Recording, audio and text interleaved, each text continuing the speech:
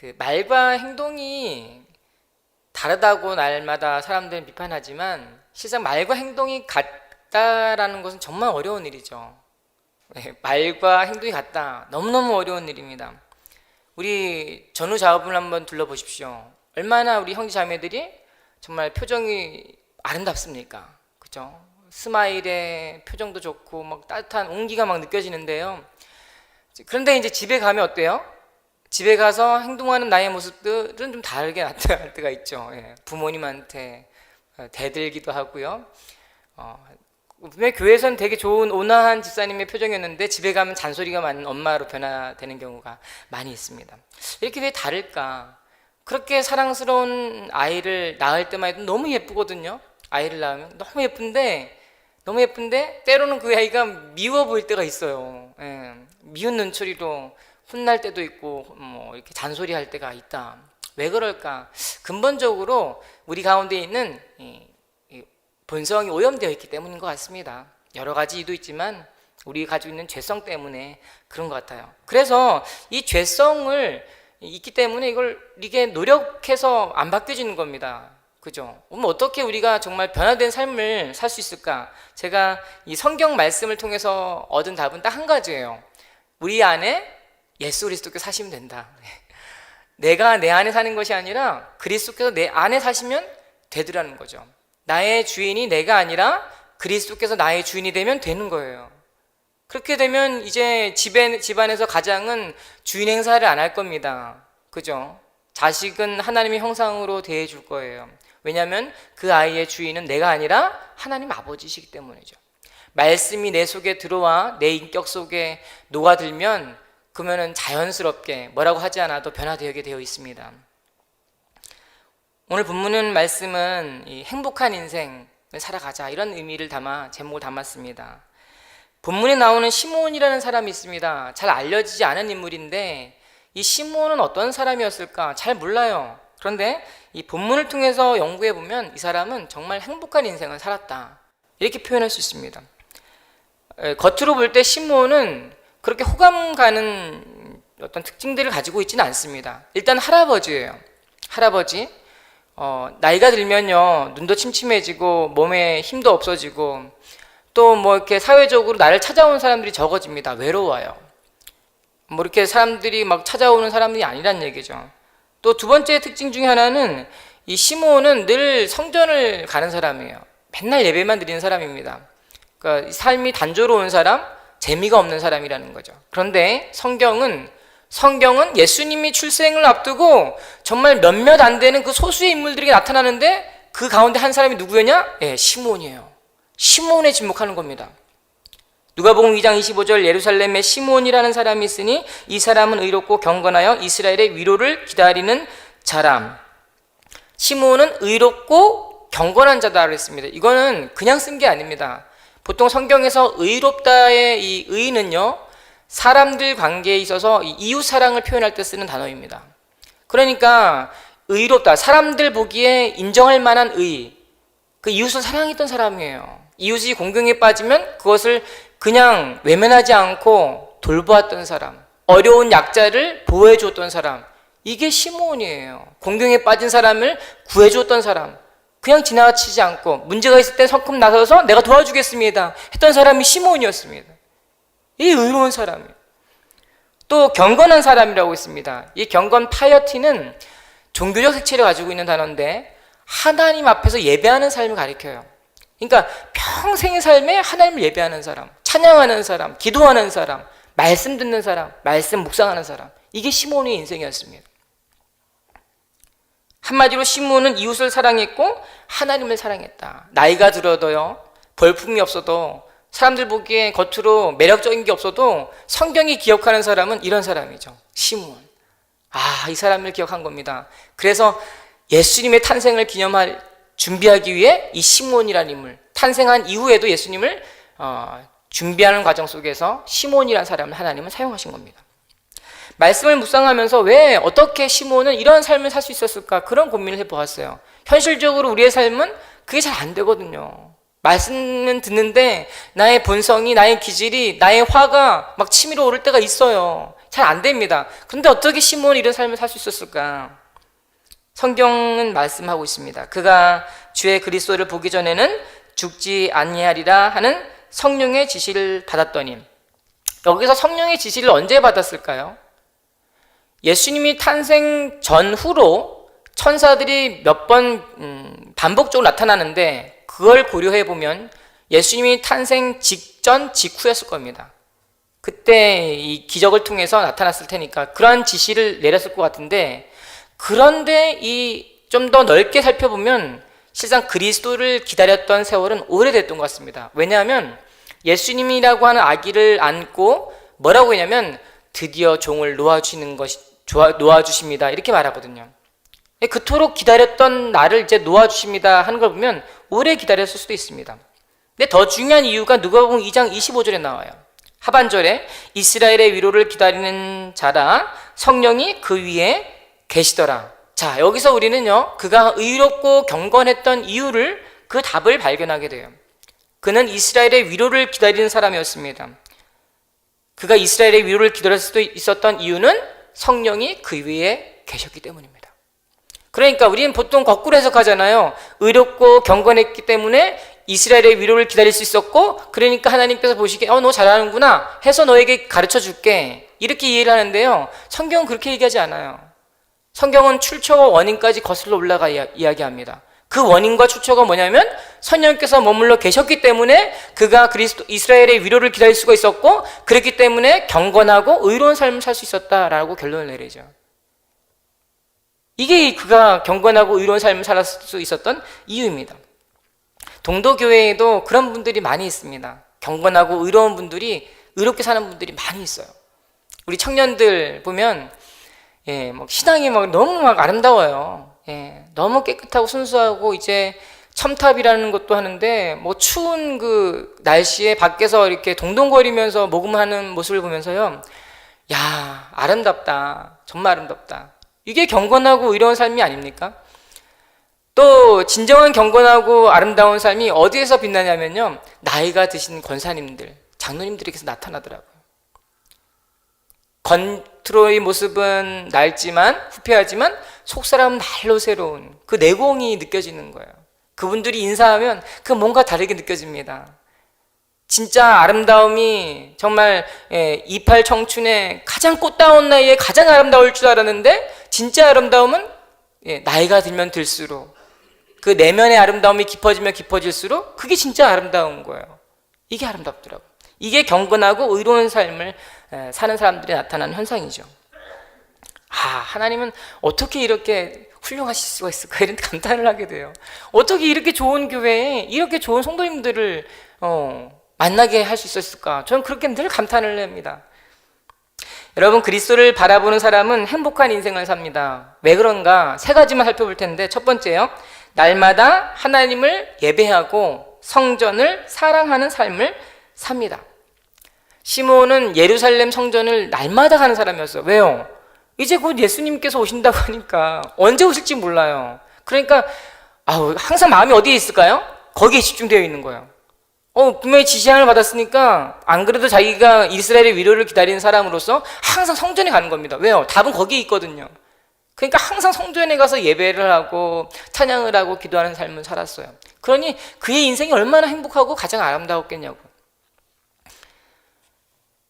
저도 청년 때 교회 가는 게 너무 좋았어요. 그래서 그 추운 겨울에, 제가 언제 한번 얘기했는지 모르겠지만 추운 겨울에도 교회 가는 게 너무 좋아서 이제 나중에는 교회 이불 가지고 몰래 가서 자고 가요. 새벽 예배 드리고 집에 오는데 너무 좋은 거예요. 물론 하나님은 모든 곳에 계시긴 하지만 예배당에 더 가까이 계신 것 같아요. 왠지 예배당에 가면 기도가 되고 감사가 되고 하나님께 더 친밀한 느낌을 갖는 것 같아요. 그 예배당이 너무 좋았어요. 이제 성탄절이 가까이 오는데 성탄절만 되면 어땠습니까?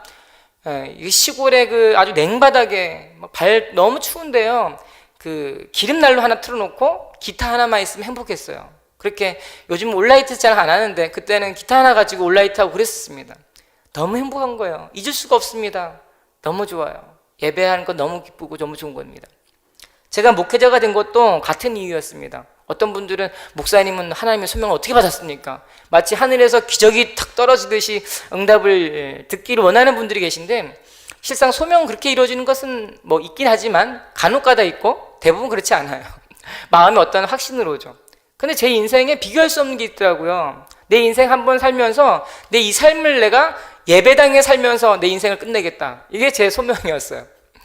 내 예배하며 사는 삶, 이게 그보다 행복한 게 없더라고요. 그래서 목회자가 된 거예요. 물론 목회자가 되고 나서 교회에 있는 시간이 많아지면서 가끔마다 그런 생각이 들어요. 빨리 집에 가야겠다. 우리 파트 교육자 목사님, 전사님들, 목사님 이제 같이 사역하다 보면요, 딱 그 정시퇴근 기다리고 있습니다. 그런 마음이 있어요. 여하튼 우리 예배를 너무너무 사랑하는 마음이 있었습니다. 이런 행복이 있다. 행복한 사람, 행복한 인생은 예배를 잘 드리고 예배에서 행복을 누립니다. 자, 하나님께서는요, 또 그리스도를 보는 자에게 두 번째 행복을 주시는데, 그것은 믿는 형제 자매를 보게 해주신 거예요. 믿는 형제 자매를 보게 해주셨다. 시므온은 성전의 예배당에 나아가서 예배 드리는데, 그곳에 오는 사람들이 누구예요? 다 성도님들일 거 아닙니까? 그죠? 그 중에서 특별히 어린 아이를 데리고 오는 그런 쪽에 관심이 많았어요. 이 시므온은. 왜요? 그 중에 어떤 누군가가 그리스도일 수 있기 때문에. 그래서 날마다 지켜보는 거예요. 지켜보는데 그냥 지켜보는 게 아니라 얼마나 행복할까, 그런 생각이 듭니다. 성도님들이 와서 마음에 고통하는 문제를 가지고 하나님 앞에 기도하는 모습을 보면서, 물론 고통스럽지만 그게 행복한 거예요. 왜? 그게 신앙을 보는 거니까. 그 어린 아이를 데려오고 축복받겠다고 하나님 앞에 나오는 그 모습을 보면서 너무 행복함을 누리는 겁니다. 우리 동도교회에 있는 형제자매들을 보십시오. 행복하지 않으세요? 보기만 해도 행복하시죠? 표정이 별론데요. 예. 옆에를 한번 보세요. 아주 그냥 스타일도 다 다양하고요. 헤어스타일도 다양하고, 헤어스타일 그 색깔도 다양하고, 옷 입은 것도 다양하고, 너무 좋은 거예요. 너무 좋아요. 너무 행복하다. 자, 한번 전우자분에게 인사 나눠보겠습니다. 당신은 참 아름답습니다. 넌 왜 이렇게 잘생긴 거야? 야, 너 진짜 멋지다. 한 번만 더 반말해서 죄송합니다. 진짜 이런 행복, 예배를 드리면서 함께 형제자매를 볼 수 있다는 거, 살아있는 유기체예요. 하나가 됩니다. 처음 봐도 하나가 돼요. 신기하지 않습니까? 마지막으로 그리스도를 보는 사람은 모든 문제의 키를 가지고 있는 사람입니다. 시므온은 기다리고 기다리다가 드디어 성령의 감동을 받고 성전으로 향하게 됩니다. 뭔가 느낌이 달랐던 거예요. 갔더니 그가 그리스도를 딱 보고 외마디 감탄사를 정말 하늘이 날아가듯 외칩니다. 내 눈이 주의 구원을 보았사오니 이는 만민 앞에 예비하신 것이요 이방을 비추는 빛이요 주의 백성 이스라엘의 영광이니이다. 이 사람이 외친 외마디 한마디를 들어보십시오.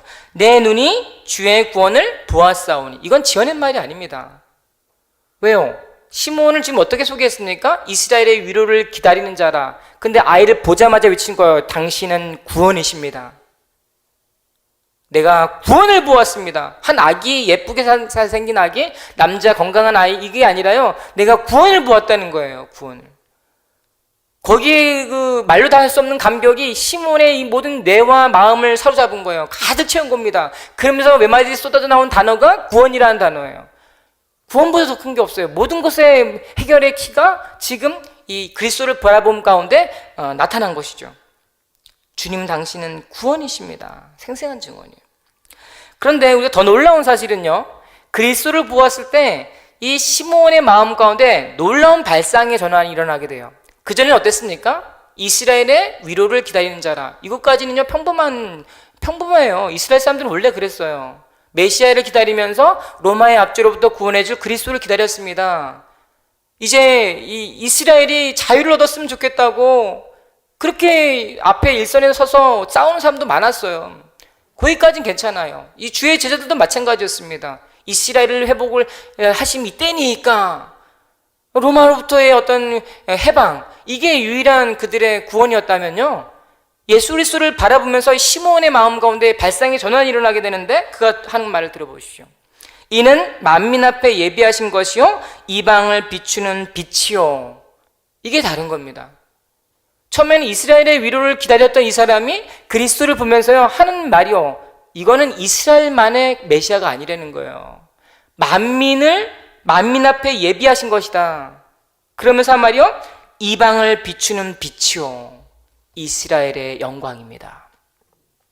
그리스도를 보면서 이 시므온은 온 세상의 캄캄한, 죄로 캄캄한 어두워진 이 세상을 향하여 구원하실 유일한 분이 그리스도의 심을 보게 된 거예요. 단순한 그 보이는 아기의 모습에서, 아기의 외모를 보고 어떻게 그런 감각을 얻을 수 있습니까? 아니겠죠. 성령께서 그 마음 가운데 깨닫게 해주신 거예요. 그리스도의 실체가 단순한 이스라엘의 위로가 아니라 만민을 구원할 구원자이심을 알게 해주신 겁니다. 그러면서 외치는 거예요. 아, 이분은 이방을 비추는 빛입니다. 뭐예요? 온 세상의 주라는 거예요. 이스라엘의 위로만이 아니라 온 세상의 만민의 위로라고 지금 외치고 있는 겁니다. 시므온 평생에 가장 행복했던 순간, 이 순간이었습니다. 그리스도를 보는 사람은요 인생이 행복합니다. 이 세상에 여러분들이 현실 가운데 당면하고 있는 여러 가지 문제들이 있죠. 싸워야 될 고민들 많습니다. 뭐 내 마음대로 안 되는 게 많습니다. 특히 청년 때 더 그래요. 대학생 시절에 또 그렇습니다. 그렇죠? 모든 게 다 막연합니다. 위에 있는 어른들은 이렇게 하면 잘 될 거야, 저렇게 하면 잘 될 거야, 걱정하지 마, 다 살아가게 되어 있어, 이렇게 말하는데, 실상 대학생들 같은 경우는 내가 지금 제대로 하고 있는 거 맞아? 준비하고 있는 거 맞아? 열심히 해도 뭔가 잘 안 되는 거예요. 열심히 해도 잘 될락 말락 할 판에 열심히 해도 안 되면 정말 낙담이 됩니다. 막연해진 겁니다. 청년들은 어떻습니까? 직장 생활하는 분들은 어떠세요? 늘 고민이 됩니다. 이직을 해야 되나 말아야 되나 왔다 갔다 하는 거죠. 언젠가 한 학생이 저한테 와서 상담을 하는 겁니다. 목사님, 교수님, 제가 지금 편입을 생각하고 있습니다. 예. 나이가 많은데 내가 이 편입하는 게 맞습니까? 안 맞습니까? 하나님의 뜻이 편입하는 것일까요? 아닐까요? 자기 친구들은 자기 보고 편입을 하라고 그런다는 거예요. 이 학교를 졸업하면 다른 인류대학에 비하면 좀 그렇기 때문에 졸업해도 뭐 갈 데가 없다 뭐 이렇게 얘기를 하면서 걱정을 합니다. 그렇게 오랫동안 시간을 많이 보내었던 분이세요. 그게 누구의 인생이냐면 우리의 삶 같은 거예요. 우리가 그렇게 살고 있지 않는가. 다른 분들도 마찬가지입니다. 고민을 가지고 나오는 청년들의 이야기를 들어보면 다 비슷한 문제로 고민을 해요. 저는 그분들에게 이야기합니다. 세상의 것을 보지 말고 그리스도를 보라. 환경을 보지 말고 그리스도를 보라. 사람들이 너에게 이야기하는 세상적 잣대의 기준으로 너를 평가하는 것을 보지 말고 오직 그리스도를 보십시오. 저 그렇게 다른 말로 말하면요, 군계 일학이 되라 이렇게 얘기합니다. 군계 일학. 저는 그 단어를 너무 좋아했어요. 군계 일학이 되라. 다른 사람들이 다 가는 길 가지 말고 가지 않는 길을 가십시오. 그러나 가지 않는 길이 곧 그리스도를 보는 길이니 그 길로 가십시오. 예수님의 표현을 빌리자면 넓은 길로 가지 말라. 오직 좁은 길로 가라. 좁은 길로 가라. 그 좁은 길이 뭐냐면 거기 그리스도가 끝에 계시거든요. 그리스도를 보는 인생. 거기에 모든 답이 있다. 시므온은 아주 유명한 문구를 하나 남기고 이 땅을 떠나게 됩니다. 한번 따라해 볼까요? 주제여, 내 눈이 주의 구원을 보았사오니 이는 만민 앞에 예비하신 것이요 이방을 비추는 빛이요 주의 백성 이스라엘의 영광이니이다. 우리는 늘 이렇게 성경에 나와 있는 본문을 눈에 읽고 귀로 듣고 그런데 전혀 감흥이 없잖아요, 이게. 근데 이 고백이 시므온만의 고백이 아니라 우리의 고백이 되기를 원하는 거예요. 주제여, 감탄으로, 하나님이시여, 당신이 나의 구원이십니다. 당신은 이스라엘만의 위로가 아니라 온 세상의 빛이십니다 라고 하는 이 고백이 여러분들의 인격 속에서 심장, 폐부를 찌르는 그 마음 가운데 올라나오는 그런 고백이 되기를 원하는 겁니다. 그리스도를 보는 사람은 세상에서 가장 행복한 인생을 삽니다. 왜냐하면 의롭고 경건한 삶을 살기 때문이죠. 그들은 늘 교회의 예배가 행복하고 또 성전을 사모하며 삽니다. 또 날마다 교회에 예배를 드리니 좋은 이웃들, 형제 자매들을 늘 보면서 늘마다 그 행복을 누려요. 마지막으로는 그리스도 안에서 모든 삶의 문제들이 해결받습니다. 틀림이 없어요. 제가 나이가 그리 많지는 않지만 지금까지 살아왔던 인생 가운데 하나님은 늘 그렇게 해결해 주셨고 그와 같은 사람들을 늘 해결해 주고 계시고, 그러니 여러분들의 삶도 걱정할 게 없습니다. 하나님께서 인도해 나아가실 거예요. 우리가 바라봐야 될 건 한 가지예요. 그것은 바로 그리스도 한 분밖에 없습니다. 그러면 모든 게 다 평안한 거예요. 하나님이 이제부터는 여러분들이 하나님께서 어떻게 여러분들의 삶 속에 간섭하시는지를 보게 될 겁니다. 한 문제 한 문제 어떻게 해결되게 나아가는지, 사람의 방법이 아니라 하나님의 방법으로 해결되어지는 것을 여러분들의 눈으로 똑똑히 목격하게 될 거예요. 그리고 여러분들은 사람들 앞에 이야기해야 될 겁니다. 주제여, 내가 주의 구원을 보았나이다. 이렇게 고백하는 인생, 참된 행복한 인생을 누리는 모든 성도님들이 되시기를 축복합니다.